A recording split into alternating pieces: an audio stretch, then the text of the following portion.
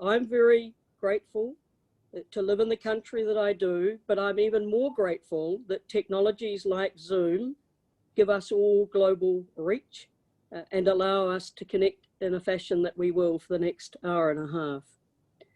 I said that COVID, and if you do your spell check, COVID isn't even recognized. They say, this is an error. How do you really want to spell it? It's that new. And it's given us all, I think, a time to understand what matters in our lives. I've been rereading some old classics like Love in the Time of Cholera. It's a beautiful book by Gabriel Garcia Marquez. And in his honor, I'm entitling my address today, Policy Making in the Time of COVID. We live in a very febrile time. Febrile is the best word. It means feverish, a fevered time. And in a fevered time, there is a premium on high quality decision making by governments, by businesses, by the military, by individuals. There's no doubt that disruption is in the air. And it's not just the disruption that you read of today in Belarus, or the disruption, dreadful as it was, that happened in Beirut last month. Disruption that we've seen in the last few years, disruption that brought us Brexit and saw the election of Trump. And in the face of that disruption, you can just hear the status quo. The status quo faced with this disruption sows fear and warns of damage. Well, let me tell you this. The only lasting damage in the wake of the disruption that occurred because it had to occur, the only lasting damage is to old ways of thinking. Let's consign those to the dustbin. I'm a radical. And in my days as New Zealand's finance minister in my late 30s, I was a radical reformer. But every self-respecting Minister of Finance should be cut from that cloth. And I was. So as I prepared for this lecture, I reflected on the topic that Bob gave me, which is radical reform in the time of transformation of New Zealand's economic fortunes. But I also read a book that matters a lot to me, and it hails from your land. It's Daniel Kahneman, Thinking Fast and Slow. If you haven't, hands up if you've read this book. It's fantastic. It's a wonderful, wonderful book by a very, very bright fellow that hails from your land. So I reflect a lot on the wisdom that I get from books like that. And I also reflect on my practical experience, which Bob referred to, not just thinking by way of design, but executing by way of delivery. And as I think about the execution by way of delivery, I think of the wisdom of instituting the rules and the practices that will lead to a transformed nation. And my particular part of that puzzle was particularly to institute rules around the conduct of public finances, to insist that we measured not just the flows, the cash, but the stock, the capital, to insist that we instituted rules for the practice of fiscal responsibility, and to ensure that they were embedded in the political consciousness. Now that happened in the mid-1980s, but when we hit where I live now, we were hit by a huge earthquake 10 years ago that consumed all of the fruits of fiscal responsibility. And we've built back to a position where when COVID hit, New Zealand's debt was under 20% of GDP. We were running surpluses and we had a high growth, high employment economy. And that wasn't just by mistake. It was because rules, institutions were set in place that changed the nature of the political debate and policymakers' behaviour. So I said that I delve into lots of things, yes, my experience, but coming back to Daniel Kahneman's book, he's got a great chapter called The Engine of Capitalism. And I reckon, I love that book. I love Schumpeter. I like the idea of creative destruction. But by my reckoning, two forces have made the modern world: capitalism and science. And I'll come back to them both. So the chapter on capitalism in Daniel Kahneman's book attracted me a lot. I'm a reader. I dip into what I want to read, then I put it down. And I am blessed with an optimistic bias. And that matters a lot as a policymaker. And I think it's going to matter a lot as nations like ours recover their mojo and secure their edge in the time of COVID. Because we are small nations, in my case, a long way away with a lot of watery borders. We're an island nation seeking to fly in a pandemic planet. And you're the same. So a lot of the rules of the road that mattered to me matter to you. And having an optimistic bias has helped. I've had an abiding belief that with courage and conviction, combined with comprehensive reform, you can truly transform a country's prospects. Just to talk a little bit about my part of the puzzle, what I pioneered, it's called the Fiscal Responsibility Act. It instituted full-scale gap accounting in the public accounts, not this ridiculous idea you just look at cash, money in the tin, money out of the tin, and forget about capital and accrued contingent liabilities. That's just a nonsense. Yet that is how most nations manage their public finances. So what do we think about with these new tools and these new institutions? We thought about net worth as a nation. We thought about prudent levels of debt. We wanted high growth. We wanted to secure a surge in employment. We wanted to have public spending that was measured against its qualitative impact, not just the quantitative input. We wanted a tax system that funded that spending, that had a broad base and a low rate. We embraced unilaterally free trade, and we wanted a competitive mindset. Now, boy, do we need all of those competitive advantages, all of that embedded public policy and institutional approach. Now we fight for our place in the sun, seeking to win markets in a pandemic planet. Now, I hope this analogy might appeal to you. I used to fly a lot. Kiwis, which is our national bird, can't fly, but Kiwis, the citizens of New Zealand, fly a lot. We have to reach our markets and to be a force for, in my case, public policy good in the world. And I think of my nation as a big, beautiful, wide-bodied jet of 5 million people, and we're grounded. We're on the runway. And when I think about that body, I know the plane has to be able to fly again, because the body will deteriorate. We'll have high unemployment, we'll have high debt, we'll have deficits of all kinds, not just financial, but psychological, social, family. We cannot have that. We must fly. And by my analysis, I'm now talking New Zealand, but I suspect it's true for Israel. We can only fly on two wings. The first wing is the most intelligent, sustainable use of the soil and the sea. How can we secure premium production from the soil and the sea? That's the first wing with which we fly. And the other wing is our smarts. And Israel is well known for your smarts. They call it innovation. There's lots of invention, but innovation, according to Matt Ridley, another good book called How Innovation Works. Innovation is where you effectively commercialize your smarts. And forgive me, I'll speak of my son. I've got two children. One is in the New Zealand military as a major.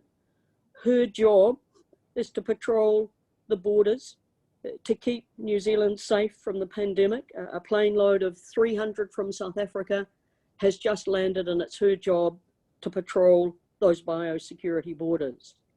And our son went to Cambridge University, did a PhD in biotechnology, and he has now established a world first, which is to take electronic boards that are redundant, you know, your old cell phones and computers and whatever, mash them up, apply his biotech smarts, turn them into a nanotechnology, if you like, active environment in which he extracts the gold, the palladium, and the copper. And that's what I call flying on our smarts. So with that in mind, I want to draw for the rest of my set piece part of the presentation on two recent presentations I've made, one to Stanford University in January of this year, just before the lockdown, and one at the Mont Pelerin Society meeting, which Mont Pelerin Society was established by Hayek and Milton Friedman in the late 40s. And I've been a board member and a member for a very long time. And there's a presentation I want to refer to I gave at our last general meeting in the Canary Islands, of all places. So let me start with what I call my political reform Bible. I want to take a look at the crisis of politics and policy and how the new frontiers of political reform might shape up. Here's my diagnosis, because you can't advance a solution if your diagnosis is not spot on. I think states around the world suffer from a crisis. And it's not just one crisis, it's a triple crises. It's a crisis of performance, it's a crisis of relevance, and it's a crisis of trust. Now, you only have to look next door to Lebanon, where my daughter served for a year in the United Nations Peacekeeping Force as one of the 120 patrolling 12,000 troops. So I've got some skin in this game. I've got a dog in this fight, as you do.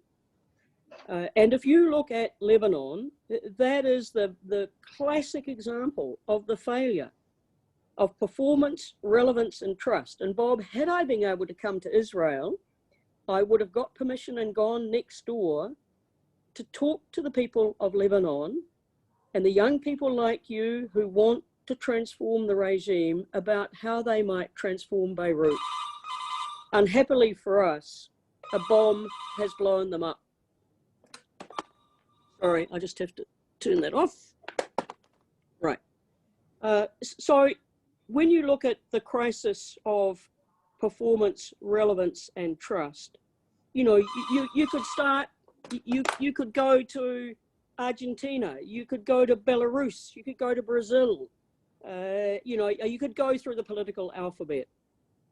There are plenty of examples. What I want to do, however, is not just content myself with poking them in the eye and saying they suffer from a crisis of performance, relevance, and trust, but I want to spell out solutions that might be thought about seriously. We know the performance deficit. It's an egregious waste and inefficient supply of services, businesses run in a suboptimal way, hostages to monopolies who are free to hike prices and drop quality. I mean, look at the telephone system in Lebanon for a start. Arrogant public sector hierarchies who are unaccountable to the public they supposedly serve. They're inflexible and pedestrian when citizens these days expect agile and responsive. So there are many countries where agile and responsive is their code word. And then there's the relevance deficit. If you think about the pandemic, that is absolutely an area where the state must play. It's the only one that can play, because you've got a wholesale public health crisis, and only the state is in a position to mandate the kind of strategies and tactics and remedies to deal with that public health crisis. And yet, what do governments generally do? Instead of being well performed where we want them to be, they muck around, they fiddle around, they distract themselves, they try and be players in the field of consumer services. They can't innovate.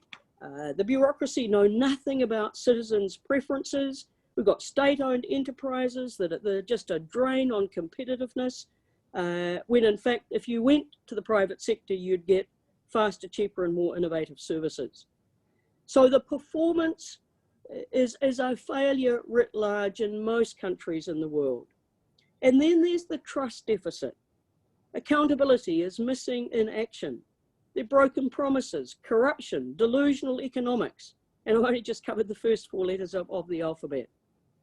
So there you've got the performance deficit, the relevance deficit, and the trust deficit. Okay, so what are the new frontiers? A well-performed state, first of all, has to understand what is its essential role and then deliver on that remit to the highest standard. And what are those core roles for the state? They're the classical responsibilities to advance personal and property rights, to foster the rule of law, and to defend the realm. You know all about that in Israel. But that mission has been compromised and it's suffered from vast mission creep. So the currency of the realm, where the state should stand tall, like in the management of a public health crisis, it's compromised and its reputation is tanked, it's munted. So if, in this case, you really need to ensure that the well-performed state, first of all, understands what it should do, and then proceeds the how that Bob talked about to deliver in the most efficient manner possible. You know, there are interventions only the state can make: public policy, setting of monetary policy, fiscal policy. Only the state can tax.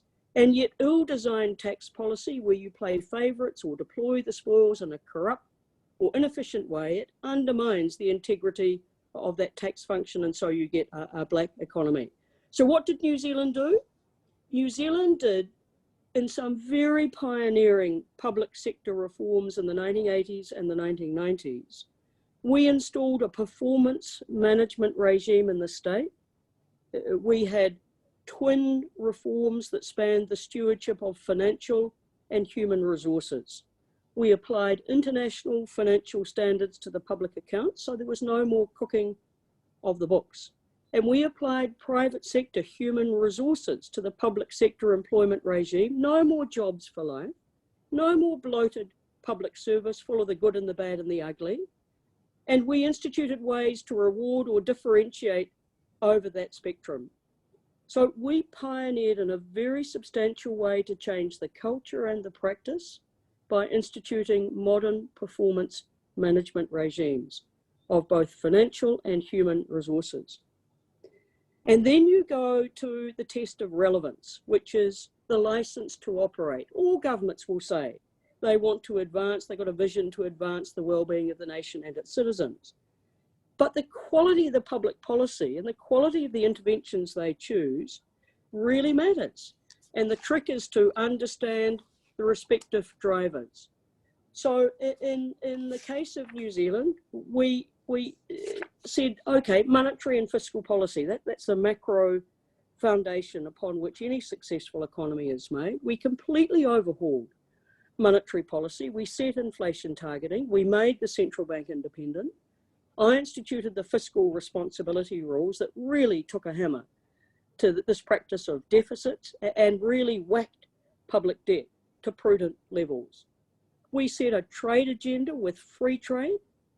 We prosecuted strategic defence responsibilities, and that's gold for a nation. We have to have the international rule of law. We have to be free to be able to trade, and that calls for a strong military. And we took our responsibilities clearly to live within planetary limits. So we've got zero carbon legislation, and now as director of many private companies, we know that unless we can show the most excellent credentials that are good for the planet, we don't have license to play with our consumers. So, you know, what is a relevant state? It's one that steers and doesn't row. So that's sort of the relevance part. Now I come to the trust.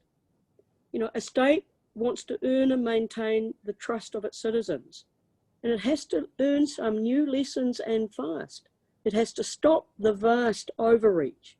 It has to institute more ways of using technological platforms to interact with its citizens. You know, in this day and age of social media, you know, viral campaigns and everything digital will call out foul and corrupt government, and it should. So if you look, I've worked in many of the countries that have had the coloured revolution, so Arab Springs, or even the Me Too movement, they owe their momentum and impact to the wisdom of the crowds.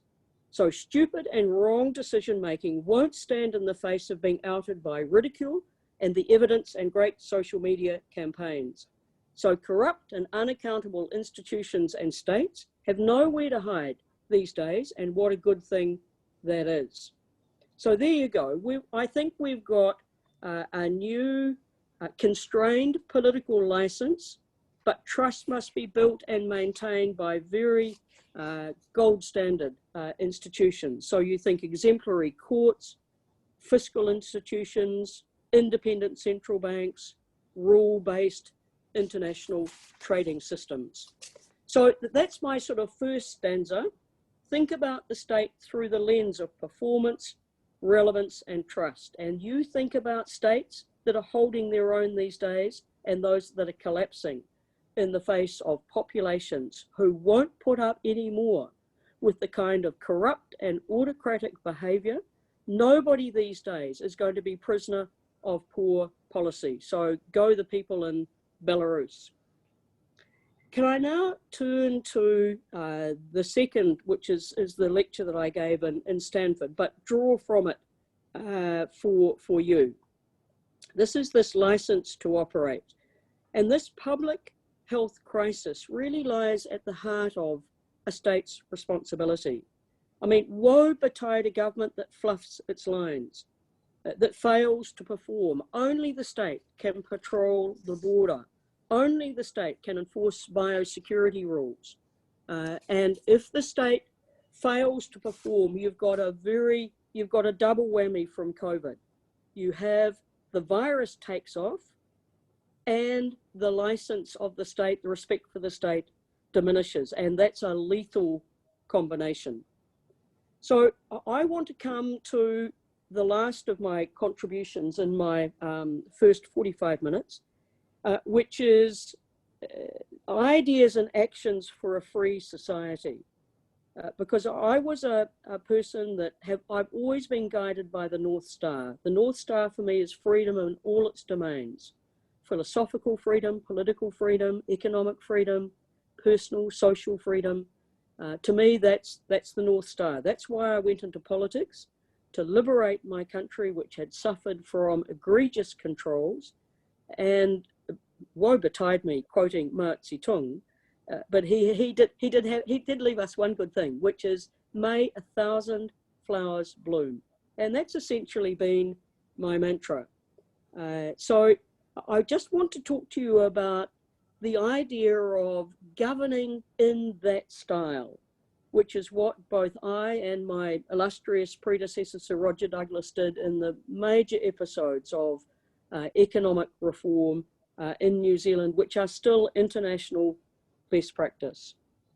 So those sets of reforms, they demonstrated that you could maintain reform momentum through electoral cycles, and even better, sustain those reforms when the prime movers, leave the arena. So I've been in private life, mainly involved in the governance of public and private companies for the last 25 years. So it was a long time ago we did these reforms, and yet as we face a general election in New Zealand in a month's time, the ideas of fiscal responsibility dominate. COVID control in the night and fiscal responsibility in the day are the two things that dominate the economic agenda. And next week, 4 weeks before the general election, under my rules, the Treasury must release, free of any political influence, the latest state of the books.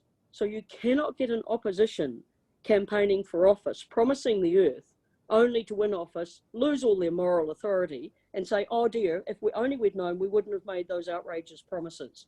We operate open government, open budgeting, and it's a regime that has a very, very important and positive influence on the quality of political debate, particularly in the run-up to an election. But let me give you the what I think are the tricks of the trade, the keys to the success of all of this. The ideas came first, then the institutions. So the champion of New Zealand's very well documented transformation, the idea was opening up, that by allowing the free flow of money and markets would pay handsome dividends. So we turned our back on a closed economy which had been dominated by state ownership, protectionism, high burdens of tax and regulation. And the payoff for opening up, because that's the mantra, came in the form of economic and job growth and a dramatic reining in of debt and deficits. We had farming without subsidies. I'm a farmer. I live on a farm. I always wanted as a young girl to be Minister of Agriculture, but agriculture is so important to my country that it was best to become the Minister of Finance. And then I had my hands on all of the reins. So we had farming without subsidy. We had businesses that faced markets, not ministers, for their footing and their future. We had unilateral free trade and a deregulated labour market, and they all combined to foster a new dynamic.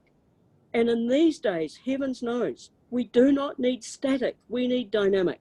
It matters a lot. So opening up was our remedy. But that idea was buttressed by institutions to ensure that those ideas were not just bedded in while people like Roger Douglas and I were there as true believers and champions, but all those that followed us, who might have been a little bit more lukewarm or casual about these matters. These ideas were sustained by the institutions. The pledge that monetary policy would never again be captive of politicians trying to inflate their way to victory saw New Zealand pioneer the institution of an autonomous but accountable central bank dedicated to the mission of price stability. The pain of recurring blowouts of debt and deficits saw the remedies that I brought in, the rules for fiscal prudence, which were instituted with transparent and comprehensive accounting for public finances.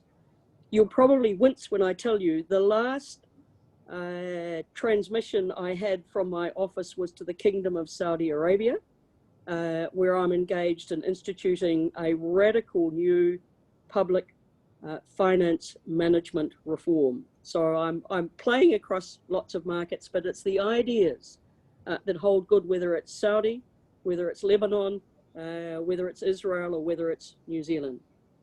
The waste and inefficiency in the public sector saw performance management regimes instituted for civil servants, and corporate disciplines were imposed on state-owned enterprises, hand in hand with regulatory reform and privatizations. So those 3 decades, it's been 3 decades since those ideas and institutions were installed, but they remain the center of political gravity. That's what our election campaign is going to be about. So let me move from what was then, in the late 80s, early 90s to now. I mean, we still see the forces of disruption, they build. And I wrote this in January, and of course, the COVID was already exhibiting itself in Wuhan. I do a lot of work in China. I've been to Wuhan. I was in China twice, this time last year within a matter of weeks. I'm on the board of the Bank of China, and I'm a Chinese appointed director for our major infant formula company. So I know China a lot.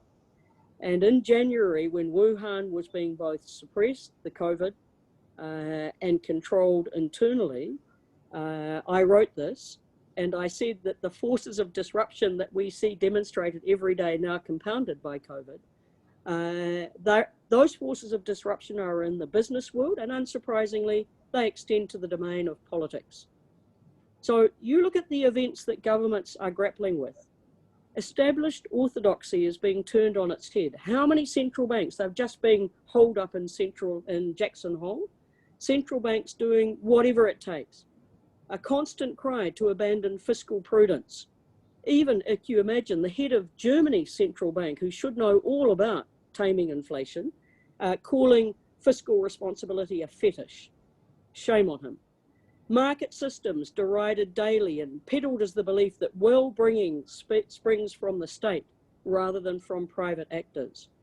Now, you layer over some of those sort of emerging and I think very erroneous public policy practices with some of the big geopolitical disruption, the inexorable rise of China, with fundamental challenges to notions of democracy, fundamental challenges to international rules-based systems, to private property rights, and to personal liberty.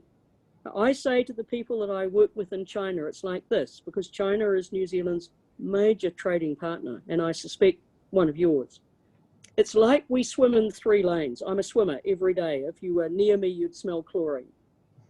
And as I swim, I think about the lanes next to me. I think of the lane in which I swim, which respects property rights, political liberty, free trade, the emancipation of women, religious freedom, and the ability for the 1,000 flowers to bloom.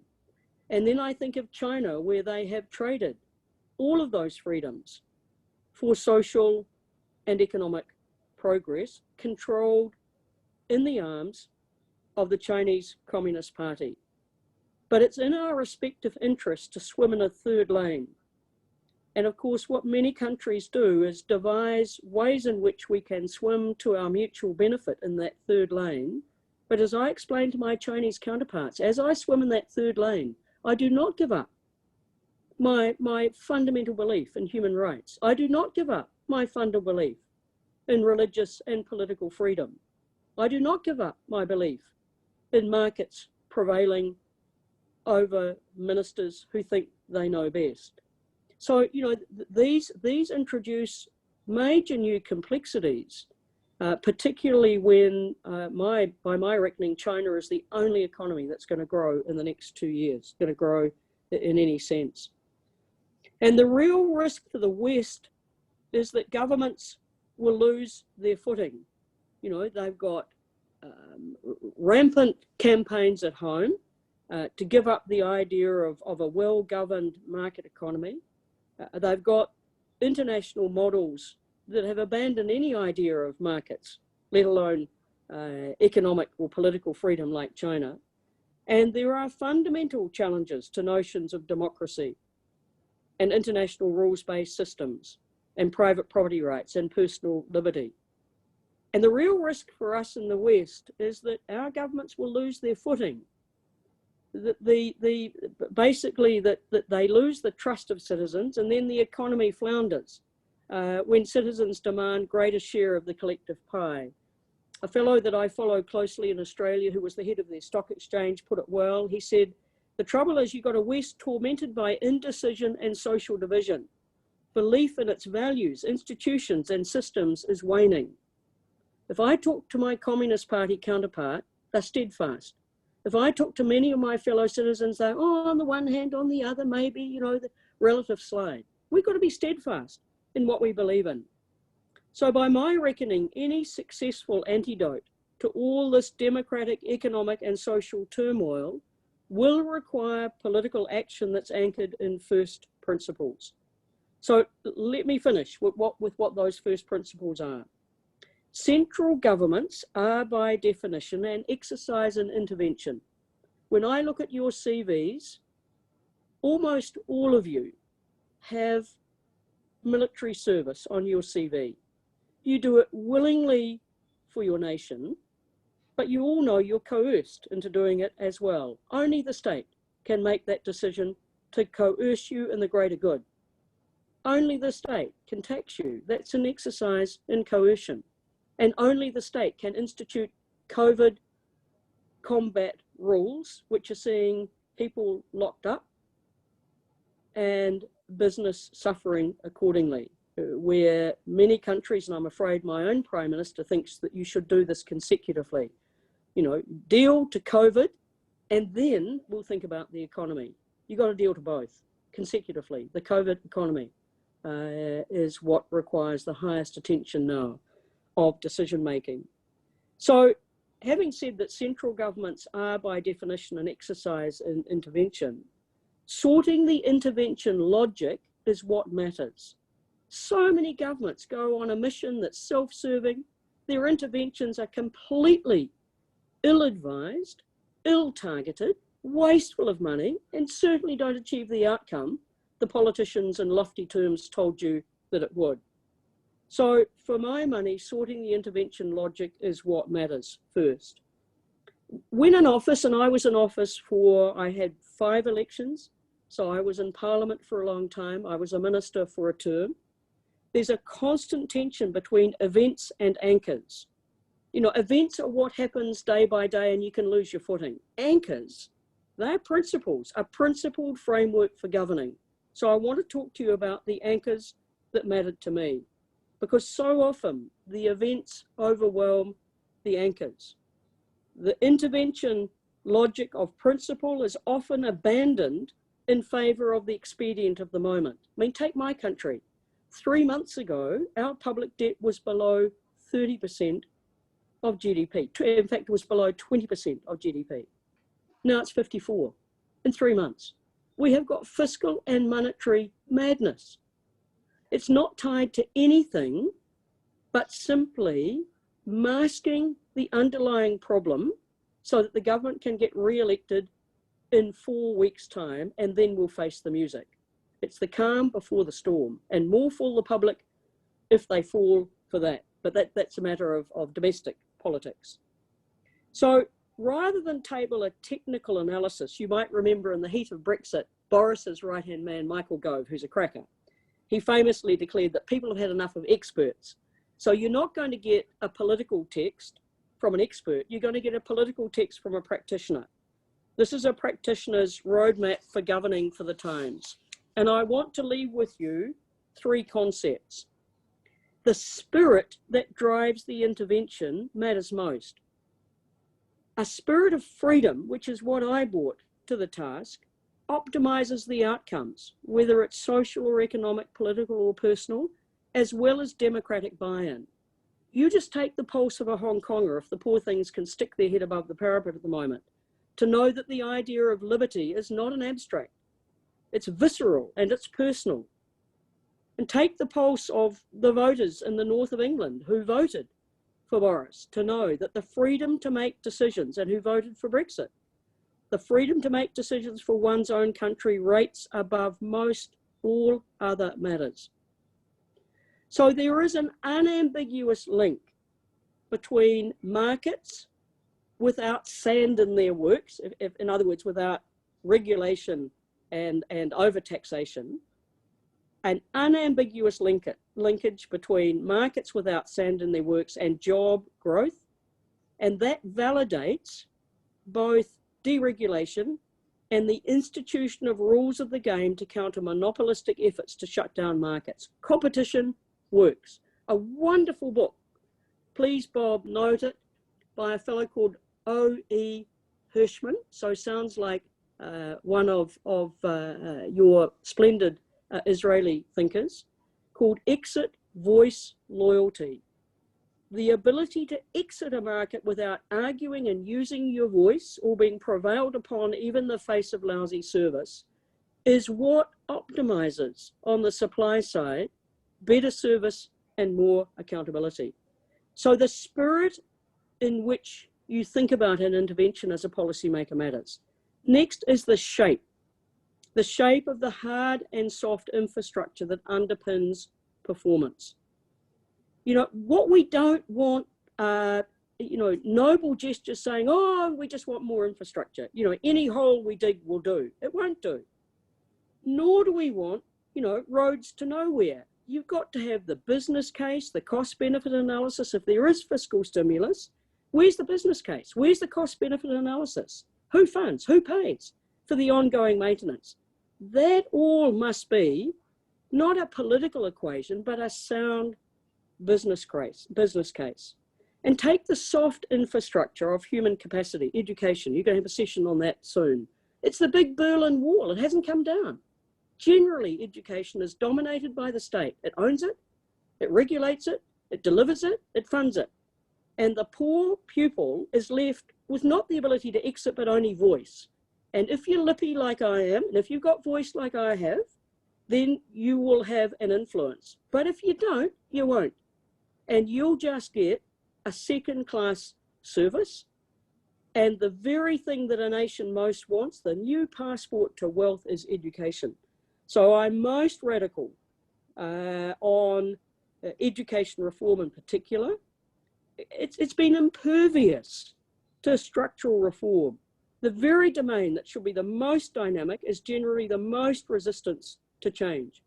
But the centrifugal force of organized, unions, organized producers have been at the expense of pupils.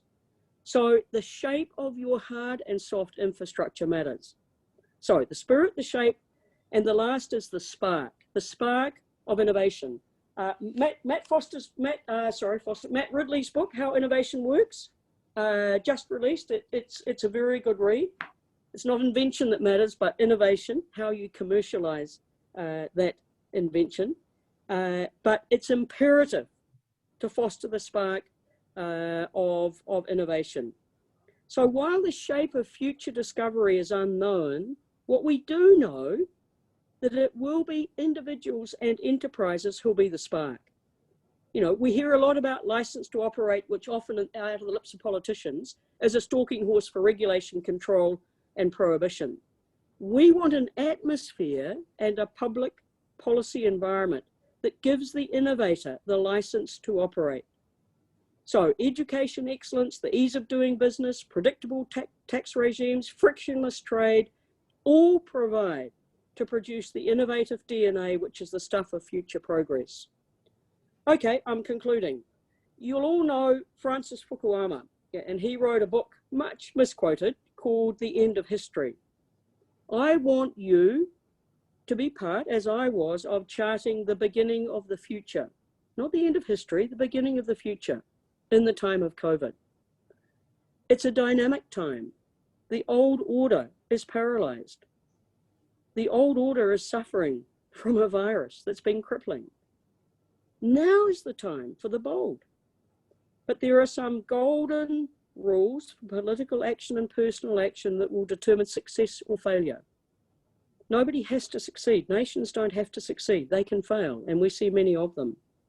For sure, nations will make different choices. That's the attraction of freedom. You can be free to fail. But let me tell you this.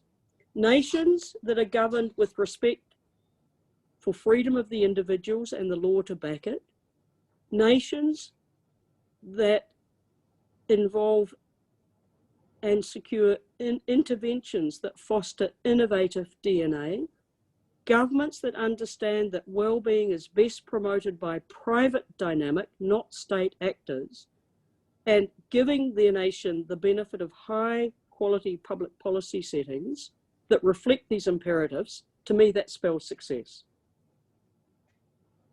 But nations whose citizens are required to trade economic progress for political dictate, think China, where technology is the master, not the servant, where centralized conceit usurps private decision-making, and where the citizens are made to be prisoners of poor public policy, will ultimately suffer. So in an age where there has been serious flirting with socialism and the rise of a new would-be hegemon, China, who doesn't play by any of the freedom rules, and lots of distracted democracies, particularly in Europe, it's worth noting that time and again, it's markets that deliver the goods, it's individuals who innovate,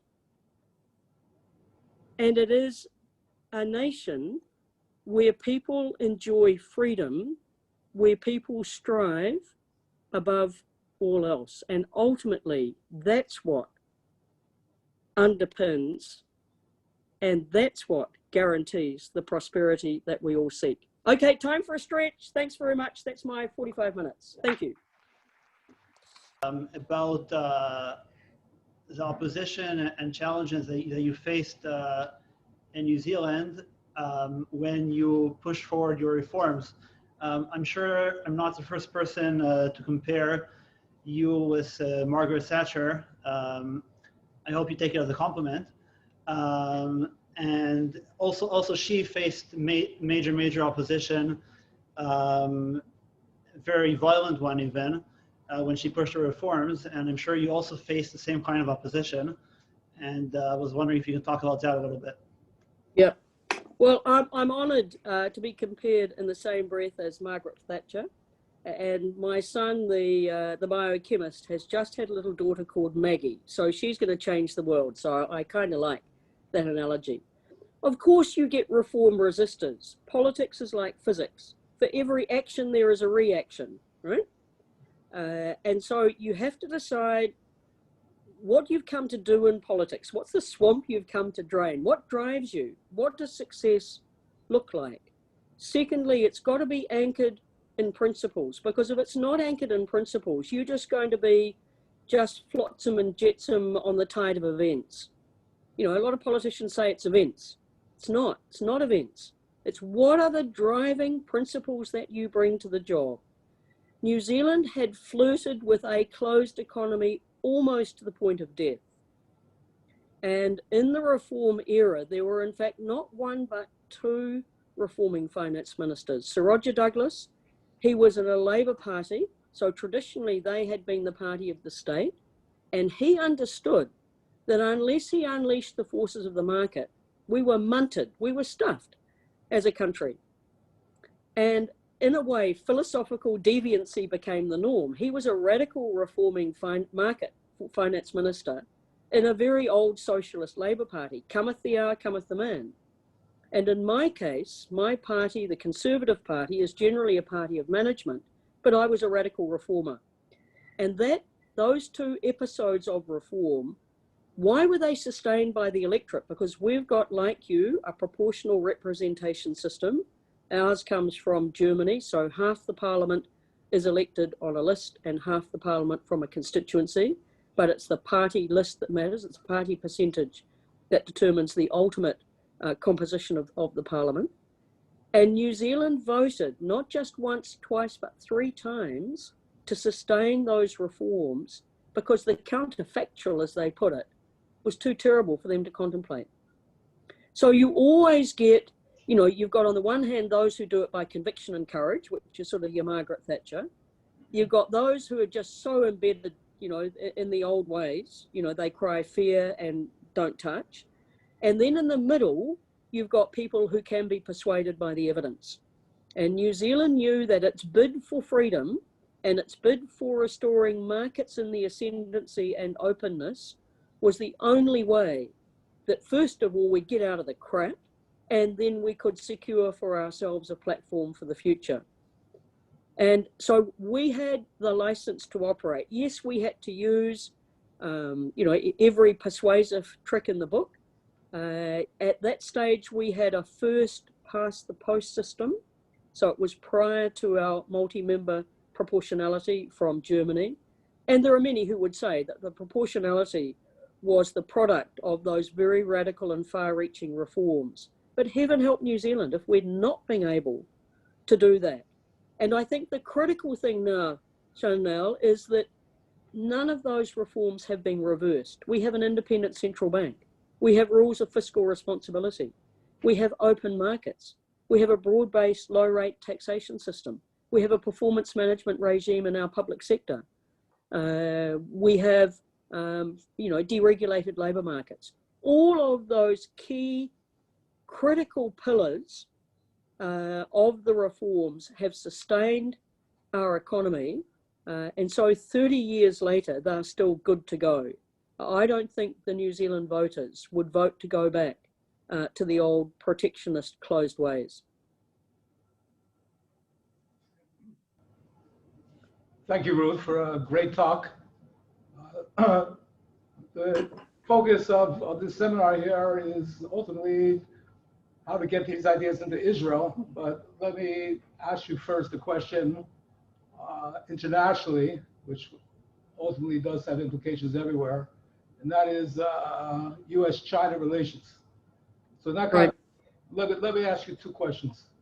Let me ask you a question with regard to what the things that Trump has been doing, and let me ask you a question about what you think he should do.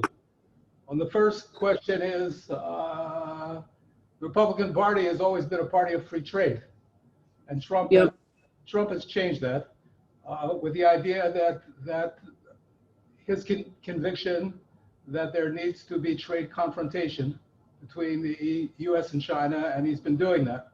So number one, I would like to ask you to comment on what he's been doing in that regard.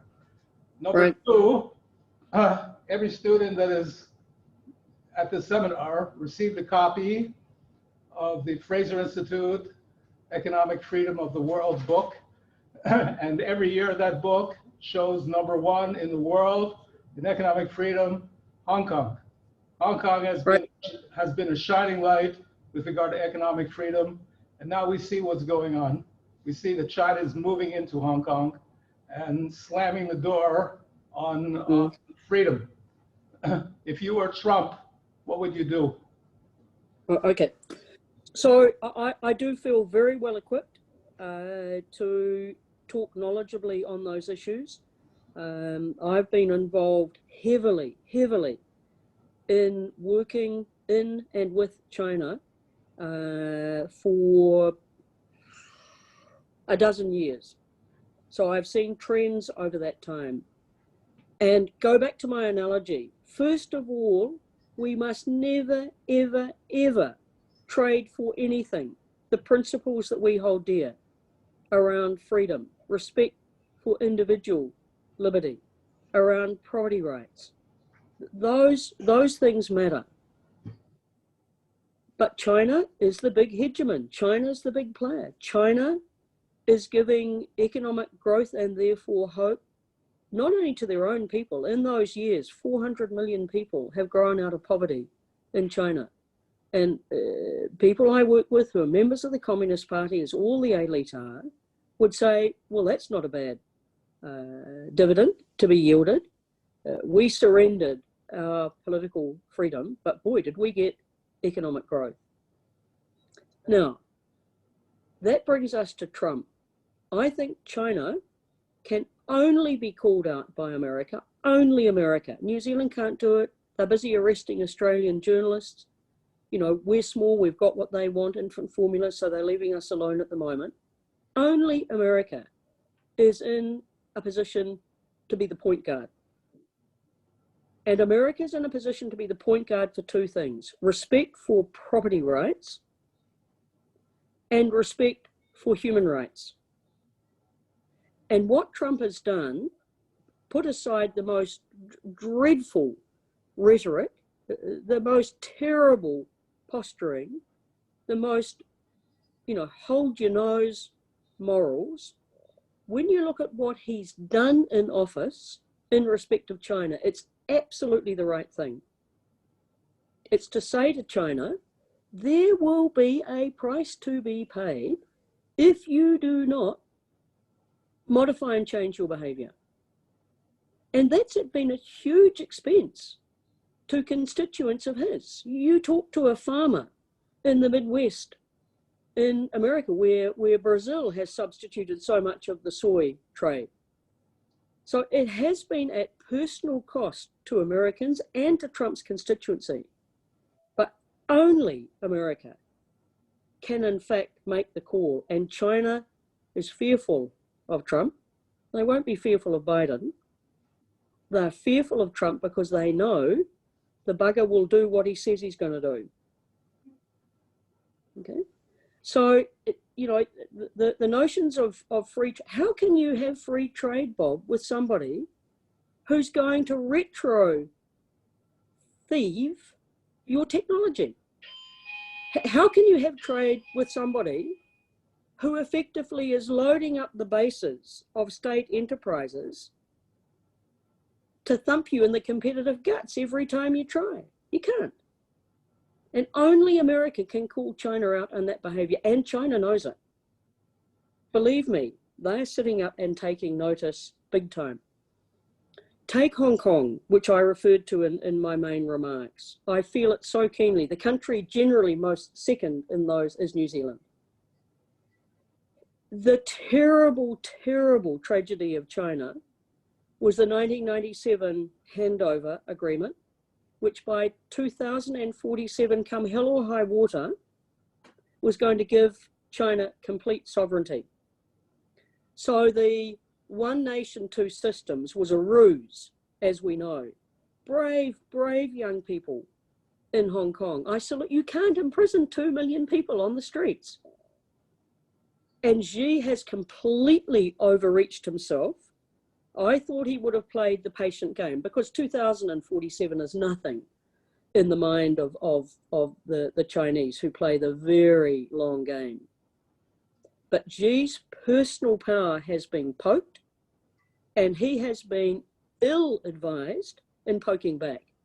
I think that's going to end in tears. I don't think that we're going to see a Hong Kong go quietly. I think now that he's poked the bear will poke back. And guess who is going to be the only country that can stand with Hong Kong when that happens? America. I'm quite dark on the outcome in Hong Kong. I didn't believe that they would put the law, the basic law which I've overridden, I didn't believe that that would happen until 2047. But it has. And I don't think that that's going to end well for Xi. Xi's got an inherent problem. He has accumulated all power to his hands. All the power of the army, the political apparatus, the parliamentary apparatus, the military, everything he has accrued to himself. He's now going to call him chairman for life. And there's a problem about that. One day he won't be there. He'll either die in office, and what then? Or somebody will put a dagger in his heart, and what then? So they have abandoned, and you know, I talk to the people I deal with every day, who are members of the Communist Party, who you know, will say it's a huge inherent weakness.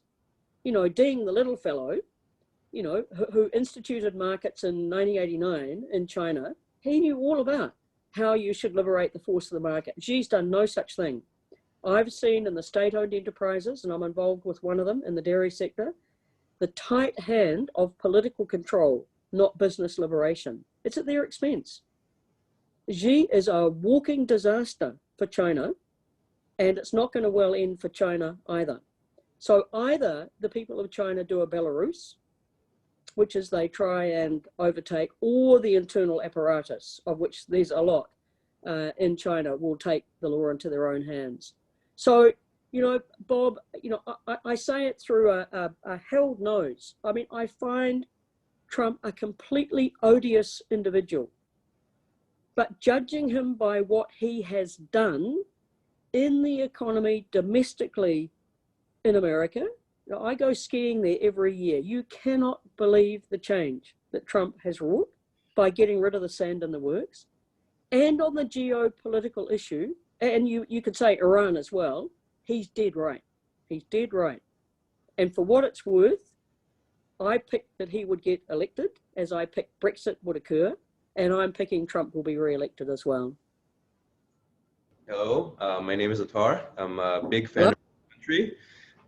My question is it true that you don't have snakes in the country?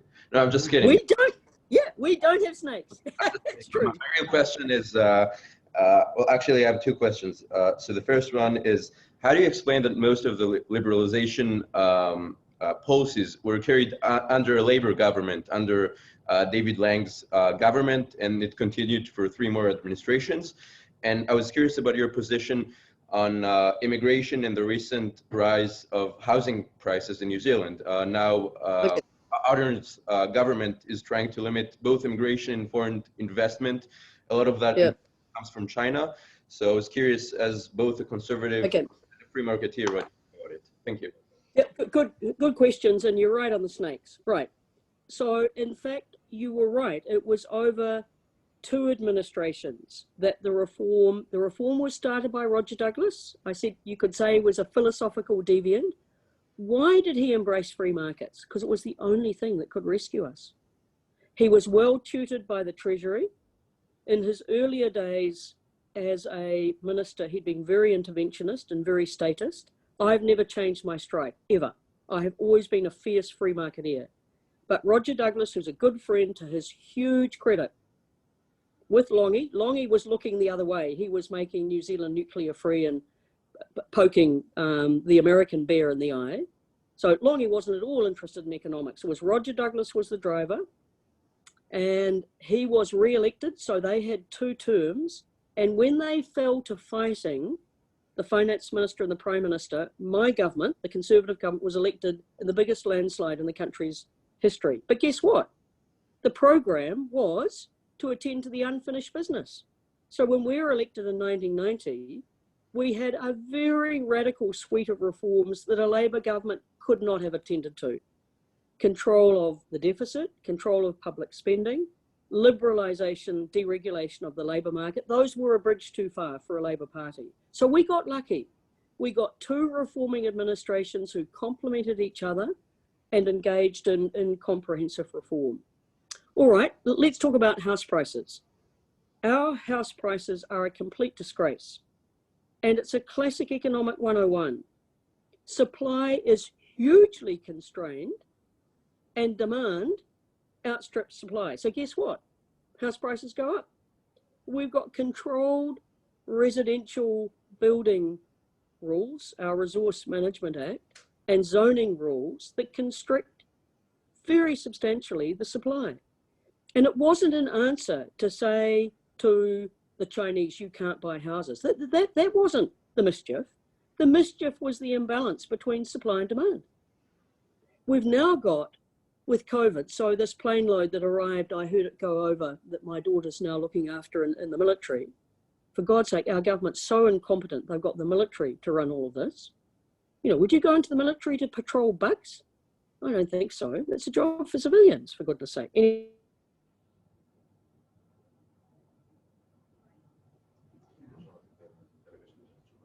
1,000 Kiwis are in the pipe to come back, and we've got a diaspora of 500,000. So they're putting huge new pressure on prices, and guess what? Housing prices are going up. This is a simple liberalisation of supply issue. The Labor government won't do it because this is no longer a reforming Labor government. So I'm hopeful that as we get to the crescendo of the campaign, that our new leader of the opposition will rip apart, you know, the lousy economics that makes house prices out of the reach of most young New Zealanders. It's a scandal. Okay, next question, Amila.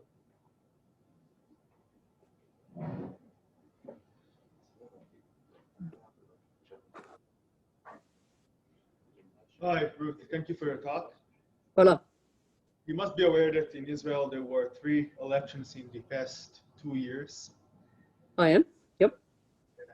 So I just wanted to ask you, the view of Israel's Ministry of Treasury, if you were taking the role of Israeli Ministry of Treasury, what would you do, essentially, to drive the economy forward, and how, specifically in these crazy times of COVID? Yeah. Okay, good question. Can I apply for the job? I'd love it. Right. I'm always up for this sort of thing. You're going to get, with your geopolitical forces, you're always going to get elections gamed around security issues. That's the history of Israel. You've got a particularly unstable form of proportional representation that leads to deadlocks and leads to bad bargains. And a gold standard Minister of Finance doesn't like bad bargains. So how can you survive as a gold standard Minister of Finance when you've got all this nonsense occurring around you and all this unsavory bargaining and instability? You can only do it when the institutions are on your side. If you had, first of all, gold standard accounting for public finances. In other words, proper private sector, generally accepted accounting practice for all of the management of the public finances. And you budget it in that way. You don't budget on inputs. If I want a superb defense force, it's not a matter of budgeting for colonels and clips and machine guns. It's budgeting for superb forces who are trained to execute against known missions and targets. You should budget in terms of outputs and think about how those outputs advance outcomes. You can't do that in your antiquated, and most of the world is like that. Antiquated public finance systems, you've got no idea of your net worth. Your treasury becomes trash in the electoral contest. So you're not buttressed by any institutions or practices. So what I would do as a Minister of Finance is I wouldn't put my head above the parapet. I'd get cracking and institute proper financial management reform and performance systems. I would introduce my fiscal responsibility rules. I would go for a high level of accountability. So next week, the New Zealand election is going to be completely taken over by the pre-election fiscal update. That's the big deal. Everybody will be looking, where are we? What's the state of our books? How do we get back to prudent levels of debt? What happens when the next earthquake strikes? How well are we positioned? Who's going to pay all of this? How are we going to get growth in the economy? So I'd back two things. I'd back great institutions. Remember, I talked about institutions, and the great idea I'd be wanting to seed in the middle of all this unsavory bargaining as to who can keep themselves out of jail and who can continue to hold the top office, not talking about anybody in particular, is I would be wanting to say, no matter what the electoral tide, we've got to go for growth. Because if we don't go for growth, we either spend less or we tax more. And I'm looking at a bunch of Israel's future. You all. I love the first CV that I read of a young woman who's a physicist and an engineer and doing fantastic. That's my scene. That's your future. You know, wanting STEM education for young women. Go. That's it. It's the innovation. It's the power of the idea. It's unleashing. Stand up, that wonderful young woman. Just fantastic. Yeah, so that's the power of a Minister of Finance. Should basically be not playing the politics of the day. You've got to have a crowd pleaser. It could be called Netanyahu, it could be called anybody else. It could be called Clinton, for God's sake. That's the boy who was hard to keep on the porch. But what you need to have is a Minister of Finance who basically says, no matter all of that tide of events, here's what underpins our nation. And this is something that must survive no matter what administration we have. You know, the world talks a lot about sustainability. Well, let's talk about it in real terms. How do you sustain good public finances? Not just climate change, but how do you deal with political change in a way that maintains stable roots, prudent debt, high net worth, and the kind of management of public finances that lets the private sector have its head and doesn't tax the hell out of it if it's successful. So that's what I would be doing as a finance minister, and you have to have a particular kind of DNA, and you have to have a pact with your leader that you'll deliver on that platform, and in return, they can be the crowd pleaser, because there's nothing more crowd pleasing than prudent public finances and high growth. Hi. So first of all, thank you very much. It was extremely interesting. I actually first wanted to ask Helena's question, but I moved on to a different topic. You seem an extremely strong woman, and also your Prime Minister today. So in Israel, we don't have a lot of women in government. And I wanted to know if that is the case in New Zealand. It doesn't seem so when I see you and your Prime Minister. And if so, were you the single woman in the room? Has that changed? And how do you get to the place where women actually go into government and then lead your country? Thank you. Okay. I was brought up as the only daughter, but with two brothers, in a farming family. Farmers are very free market in New Zealand. My father was a feminist. And when I said as a young girl, I wanted to be a politician, I was about 15, I suppose, he told me there were three very important women I had to study. Mrs. Bandaranaike, Indira Gandhi, and Golda Meir. Hello, you had one of those, right? This is long before Margaret Thatcher.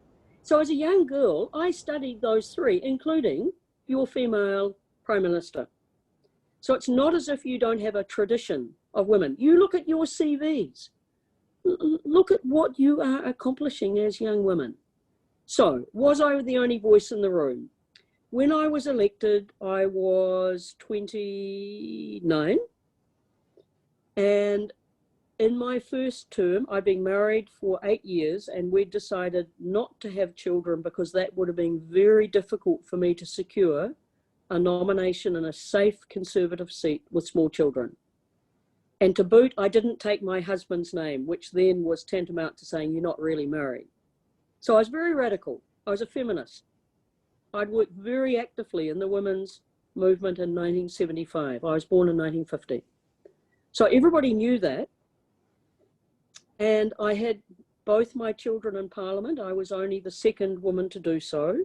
And sad to say, only 2 women were in the room. There were only 2 members in my caucus, Marilyn Waring, who ultimately brought the government down with her nuclear stand, and myself.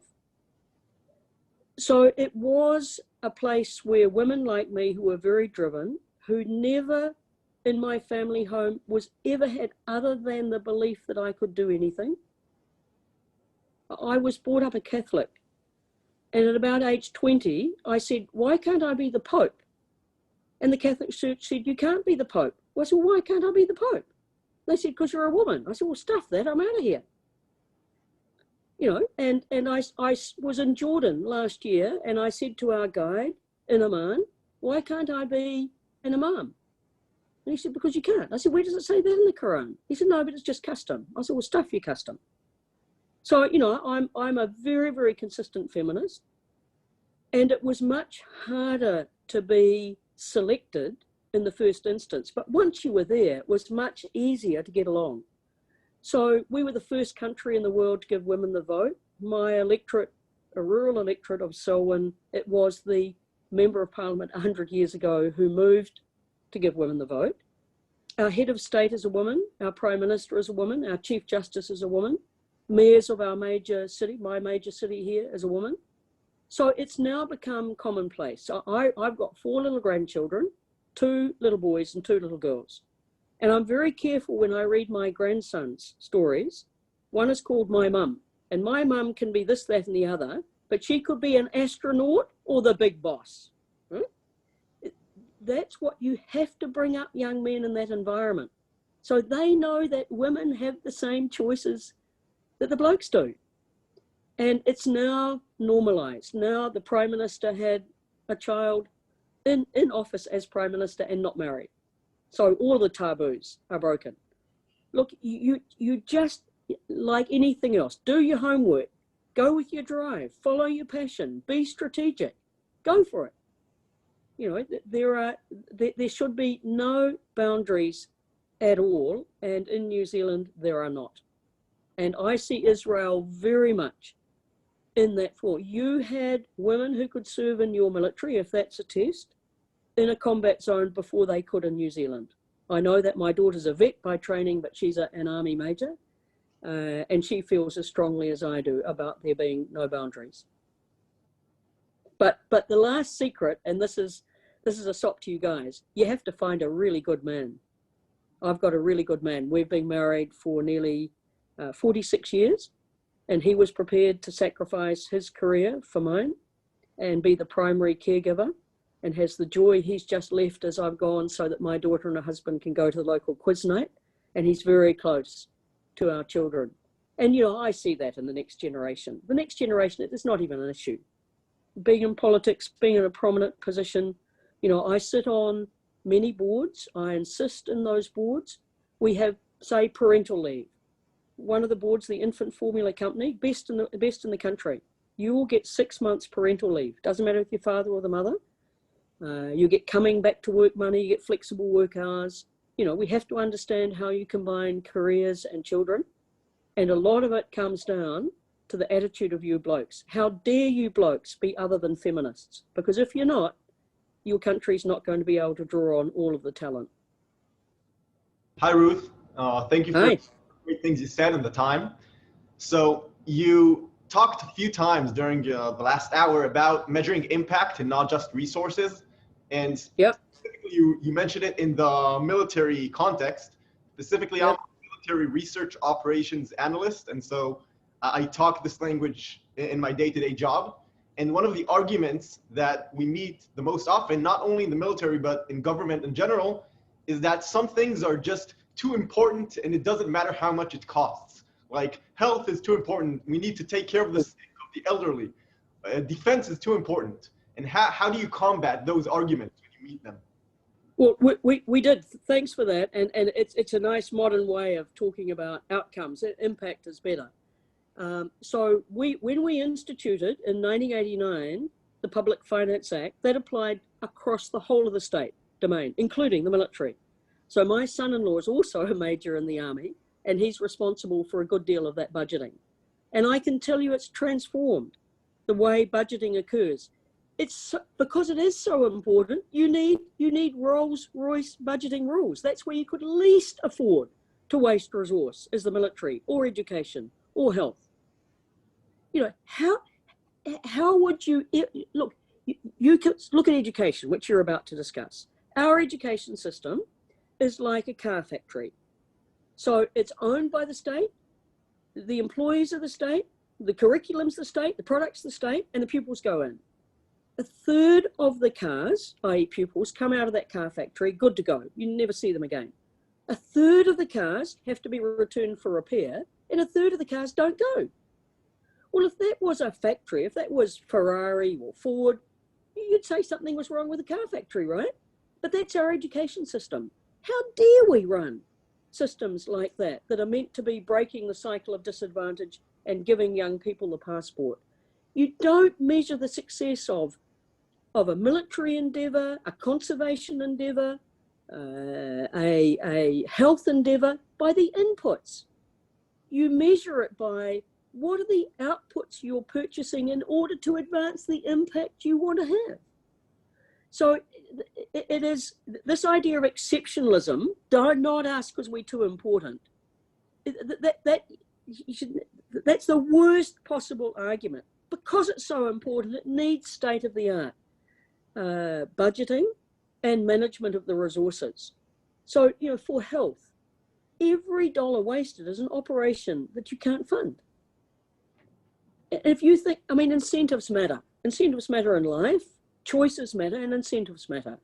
And so we instituted rules of the road, look up our Public Finance Act and our State Services Act, because it's no use saying we're going to have state-of-the-art management of financial resources, but the same old for human resources. You join the public sector, the good, the bad, the ugly, you got a grade, you go up, you don't know what your performance is, you don't know why you've come to work, you don't know what your performance indicators are, and you're never held accountable. Well, stuff that is far too important in education and health and defence. And so it was a complete, you look at our public accounts, so we produce every month, even better than Coca-Cola or IBM or Apple, we produce every month public accounts. At the moment, they're absolutely in red, as you can imagine. And we produce full accrual accounts for the state, half yearly and at the year, proper commentaries. It just transformed the way people think about resources.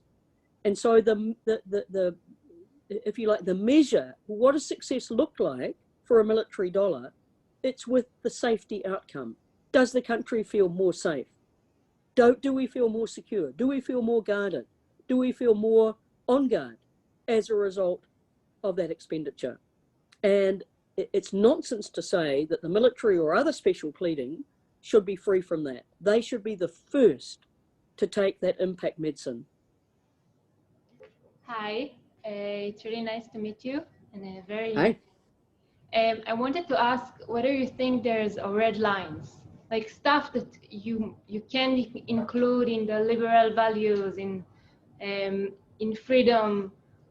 As you say, you talk very kindly of the army, but in Israel, army is mandatory. We have to go. We don't have a choice. Yeah, no, I know. I want to ask whether there's red line stuff that you think that can be fully free.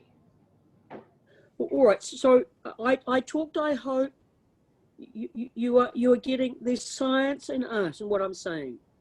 The science is to think about those interventions. Remember earlier, I talked about being very rigorous around using the power of the state where it's relevant. Only the state can declare war. Only the state can coerce people to go into the army. Only the state can coerce people to pay tax. That is a sacred responsibility for the nation. And if you don't like the decisions taken, then the answer is in the ballot box. And Israel goes there frequently, right? So that's not so much a red line. It passes the test of relevance. The way in which the state then executes its responsibilities, that's another matter. For me, a red line is don't waste, don't be inefficient, judge on impact, not on input. I think of the Nuremberg trial, ultimate red lines, personal liberty.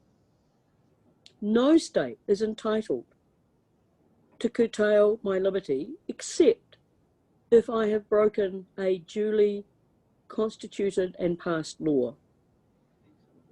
But my basic state is one of liberty, economically, socially, and personally. So if you take the huge, big, moral debates on abortion, for example, that's a good example of red lines. The liberty of an individual woman to make a decision in the first trimester, which is, I'm a Roe and Wade person, is absolutely sacred. I would never make that decision, but I'm not going to impose that view on somebody else. Political liberty is an absolute red line. I'm not going to vote for our current Prime Minister. She's a stardust, not substance. I'm going to vote for substance, but other people will. That's their prerogative. I have to make a better argument if I want substance to win over stardust. There are red lines. I mean, I believe in negative liberty. Do you know what I mean? I worked in Vietnam. Here's an example. And when I went to Vietnam, I worked for the Minister of Finance, and this is when they first came out of the communist system. All of their text were in Russian, and all of their laws were Russian-driven, communist-driven. And their law was positive liberty. You can only do what the law says, and everything else is forbidden. So here's the silly example. So I go in early in the morning, I'm up exercising, I see all these people trading chooks and ducks and whatever in the markets. I go to the Minister of Finance, he said, oh, we don't know how a market works. I said, get up at 5 in the morning and look how a market works, for God's sake. People are trading goods and services. But under their law, because mopeds were the prime way of getting around, so mum and dad and the chooks and the pigs and whatever, all on the moped, you could only own one moped shop. You couldn't open two. So by definition, under the positive liberty, your liberty to own one shop and not two. And they would prosecute everybody who dared to have two shops. Whereas the classical view of liberty is, I am inherently free, except where the intervention is by democratic force deemed to be warranted, like conscription or like tax, for example.